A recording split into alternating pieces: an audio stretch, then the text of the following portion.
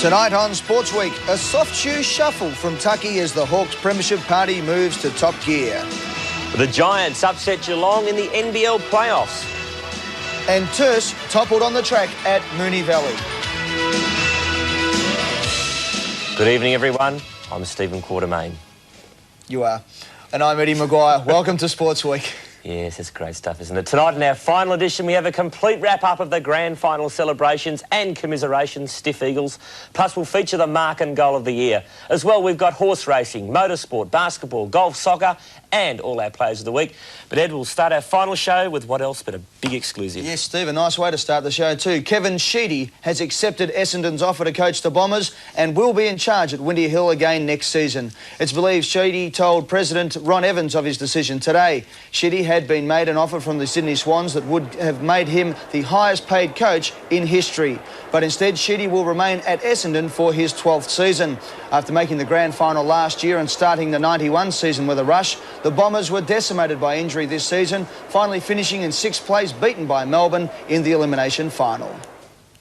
Too old and too slow, said the experts. But the Hawks proved again yesterday they're the trendsetters in the AFL. They won their 9th premiership, and there hasn't been many sweeter victories.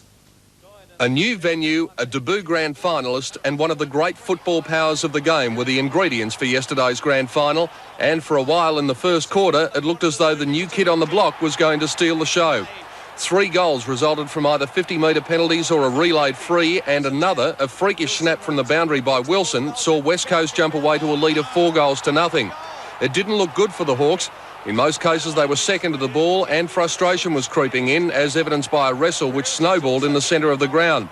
But Hawthorn then settled, and on reflection, how important were the 2 goals Jason Dunstall kicked in the last minute of the first quarter.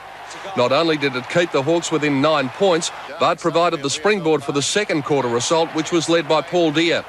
All of a sudden, Hawthorn had come from behind to race to a 21-point lead, and the grand final was in danger of being broken wide open.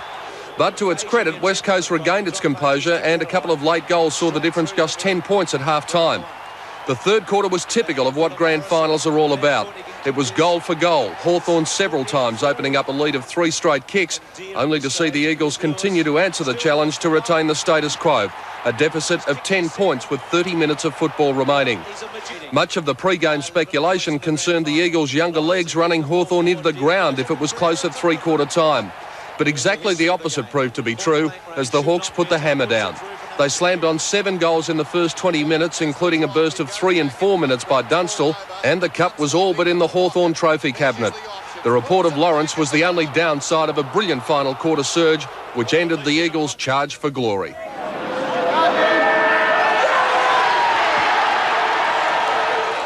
For Alan Joyce, his 4th premiership in as many attempts.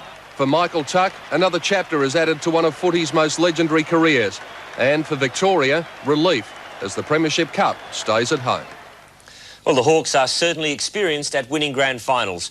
And along the way, they've also learned how to pace themselves at the post-match parties.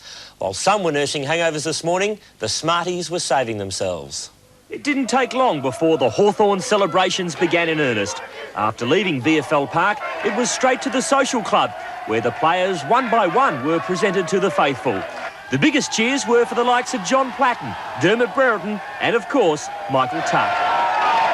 From there, it was on to the official dinner at the Hilton Hotel. Again, the players were introduced separately, and again, the biggest cheer was for the 38-year-old record-breaking skipper. The closeness of the club was evident with the singing of the theme song. And as the night wore on, their voices became louder and louder.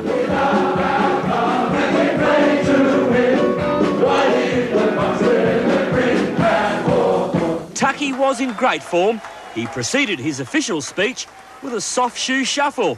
Then he thanked his wife Faye for looking after him on Friday nights. She may get a headache every Friday night, but you should see her through the week, Lou. She's very, very good. John Platten copped plenty of ribbing for his effort on the podium yesterday. Tucky gave it to him last night. I'd just like to do one thing that one of my beloved players did today. Yeah! Can we look forward to seeing you again next year? I'm not really sure. I might get out on the dance floor and dance around a bit, might pull a hamstring, I'm not sure yet, but no, I'll have to wait and see what happens really soon. Today, more bedlam as 5,000 people packed Glenferrie Oval to cheer their heroes. So you're saving yourself? Yes, I'm just pacing myself, Quarters. Well, you've been through it before, so you should know how to do it. Yeah, I have done the wrong thing a few times. The pace was even more frantic than yesterday's game, and there's no signs it will slow over the next 24 hours. Here's a big night tonight too. Meantime, in Perth, the West Australian public remain loyal to their team. Thousands turned out today to welcome the vanquished team home. And Mick Malthouse promised that even though they failed in this attempt, he would bring them the Premiership Cup soon. Every picture tells a story. Chris Mainwaring still bitterly disappointed about yesterday's result. With a day to reflect on what might have been, the Eagles are hurting, feeling the pain as they finish season 91 empty-handed, but with the hunger of going one step further next year. With a lot of hard work over the summer, and next year, mate, I think we're good enough to go all the way if we put our minds to it. Maybe it's the gold and blue in 92, hopefully. And while the players and coach Mick Malthouse are already focusing on the new season, the memories of yesterday's defeat at the hands of Hawthorn won't just fade away. It will stay with them until they achieve the ultimate.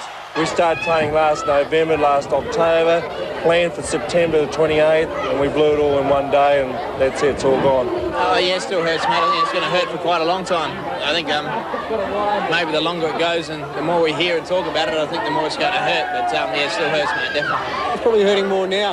Tim will probably hurt more in 7 days' time. So it's going to take a long time to sort of, I guess you never get over it. The physical abuse is what you're prepared to cop in a grand final. It's the mental anguish that's losing causes that hurts the most. Gee, you just can't help feeling sorry for them, can you? Where's your sportsmanship? That's enough of that. OK, something for me. I want that off too for the next break, but something for me, the Sportsweek goal of the year. Knocked away by Keys. Here's the magician, near the boundary line. 30 metres out, Peter Dacos. 3 kicks, 3 goals!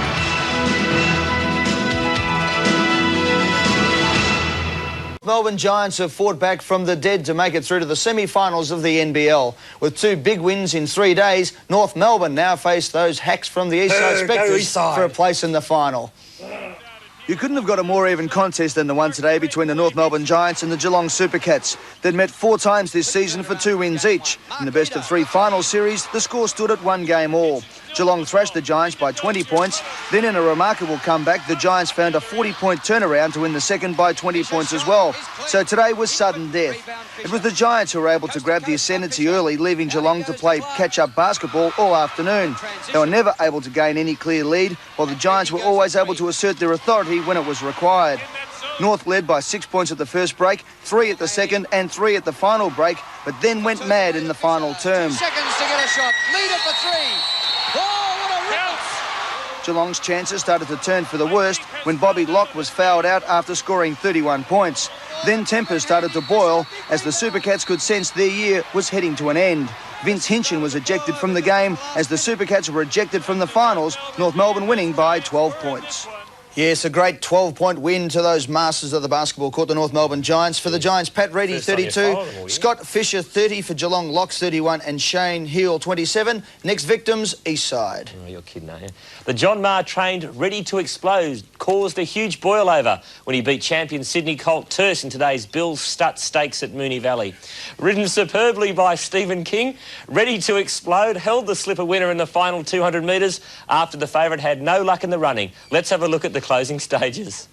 Ready to Explode in front. Terce on the inside trying to wear it down. Ready to Explode's holding on. Terce can't reach it. It's going to be a boil over in the Bill Start. Ready to Explode is going to beat Terce by a half length.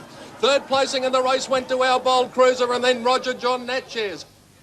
American John Kaczynski today won his first ever 500cc Grand Prix with a victory in Malaysia. The Yamaha rider was a comfortable winner from 2 Australians, Wayne Gardner and Michael Doohan. Racing any second, and somebody getting away. Was that Gardner? Doohan and Gardner blasted away at the start, but Kaczynski had soon passed both of them using his teammate Wayne Rainey's ploy of charging away. While the last race wouldn't change the top 3 standings, with Doohan already second behind Rainey in the championship, Gardner needed to beat Kaczynski to retain 4th place.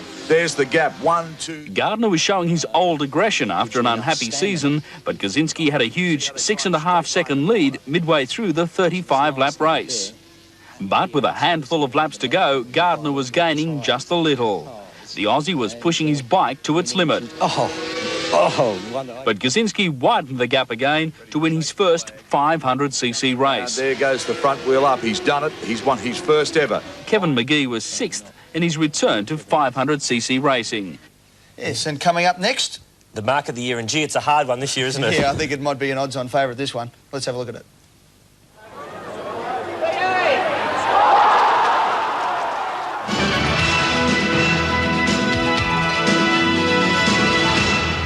Of the Queensland Open. This time his nemesis was unseeded Italian Gianluca Pozzi, who won his first ATP tournament. With the stronger serve and forceful ground strokes, Krickstein was expected to have too much class for the 26-year-old Italian. But it was Pozzi who grabbed the upper hand early. With superior speed around the court, he secured an early break, then served out the first set. Krickstein showed glimpses of the form which took him into the world's top 10 2 years ago. Game 15. But Pozzi continued to pick off the winners. Oh, what a shot from Pozzi. Krickstein could see the game slipping away and battled hard to get back into the match. Oh, goodness me, that was a fine shot. Twice the American dropped serve, but both times he clawed his way back and levelled at 6-all in the second set. But Pozzi's ground strokes were rock solid in the tiebreaker. He raced to a 6-2 lead to set up 4 match points, and went on to clinch his first Grand Prix tournament win. It's out, that's it. Pozzi has won. An amazing result, the unseeded player. Later in the day, Australians Todd Woodbridge and Mark Woodford teamed to take out the doubles title, toppling Glenn Mitchell-Barter and John Fitzgerald in straight sets, 7-6, 6-3. So Gianluca Pozzi takes home $41,000 for his first win and did it well, 6-3, 7-6 in the doubles. The All-Australian number 2 seeded combination of Todd Woodbridge and Mark Woodford defeated Canadian Glenn Mitchell-Barter and Aussie John Fitzgerald. The Ryder Cup, the annual golf challenge between Europe and the United States, is set for a thrilling finish. With a day remaining, the battle is dead even, with both teams tied on 8 points apiece. Day 2 of the Ryder Cup was foursomes day. Americans Paul Azinger and Hale Irwin took on Ian Woosnam and Paul Broadhurst. And early on, the USA was in front. However, the Europeans fought back, firstly, thanks to this monster putt from Broadhurst. Oh,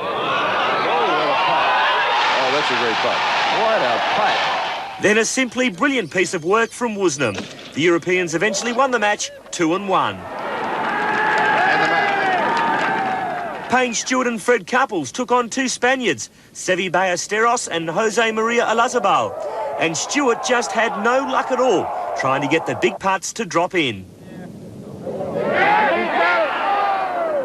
Couples, though, was hot. Oh, he does it. Not once, but twice. Fourth shot. Payne Stewart's ball is in his pocket.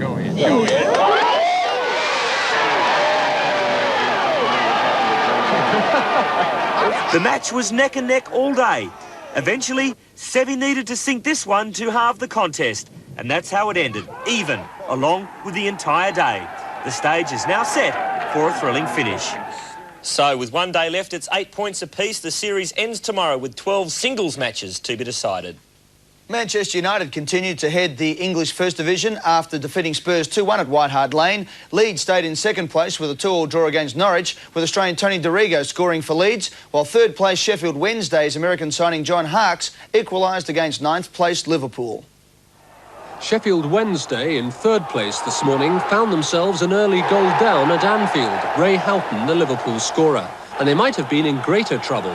Ian Rush had started a typical Liverpool move that was to produce evidence why Chris Woods has been confirmed as England's #1 goalkeeper. Wednesday survived, and come the second half, they flourished. Liverpool are missing key injured players. The American John Harkes found space to take advantage. And in the last few minutes, Wednesday indeed might have won. A draw still an achievement at Anfield. Yes, coming up next, our last hurrah for Sportsweek for 1991 with our plays of the week. And our soccer scores from Scotland: Hearts 2, Falkirk 1, Hibs and Celtic 1 all draws. Aberdeen defeated Rangers 2-0. Here's the English First Division scores.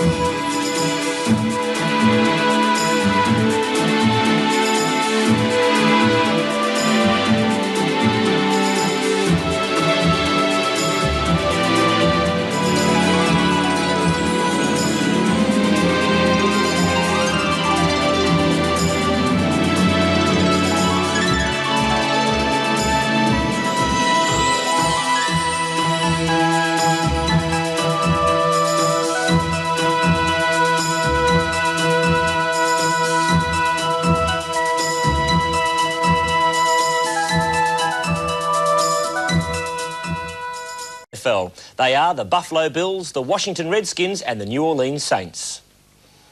Miami Dolphins coach Don Shula became only the second man in NFL history to notch 300 career wins.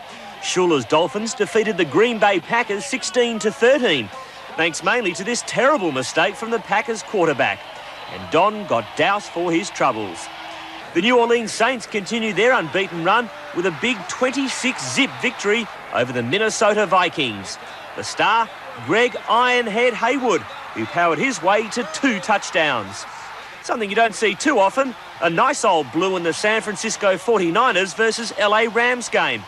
As far as the football was concerned, the 49ers won 27-10, with the game's most celebrated wide receiver, Jerry Rice, scoring a brilliant 63-yard touchdown. The LA Raiders also had a bad day, losing by 4 points to the Atlanta Falcons. Atlanta won 21-17 thanks to this piece of work. The Raiders quarterback was sacked and Jesse Tuggle finished off the play. The Washington Redskins and Cincinnati Bengals went touchdown for touchdown. The Skins eventually won 34-27, with Brian Mitchell taking this punt return all the way for a 66-yard TD. Washington still undefeated. The New York Giants defeated Cleveland in a game highlighted by a couple of thundering crunches. The Philadelphia Eagles made sure of their best season start in 10 years when they defeated Pittsburgh 23-14. The highlight was this sack of Steelers quarterback Bobby Brister, who saw nothing but stars. The New England Patriots caused the upset of the week, defeating the Houston Oilers by 4 points, 24-20. But the Patriots left it until the death. With just 15 seconds remaining, Mick Murtry jumped his way to the end zone and weren't the underdogs happy about it. Finally, the Denver Broncos defeated the San Diego Chargers 27-19. The star of the day was Gaston Green, who scored no less than 3 TDs for the afternoon, including the sensational 63-yard effort. Well, football dominated the week in sport, naturally enough, and why not? It was East versus West, and for at least one more year, the Premiership Cup will be started.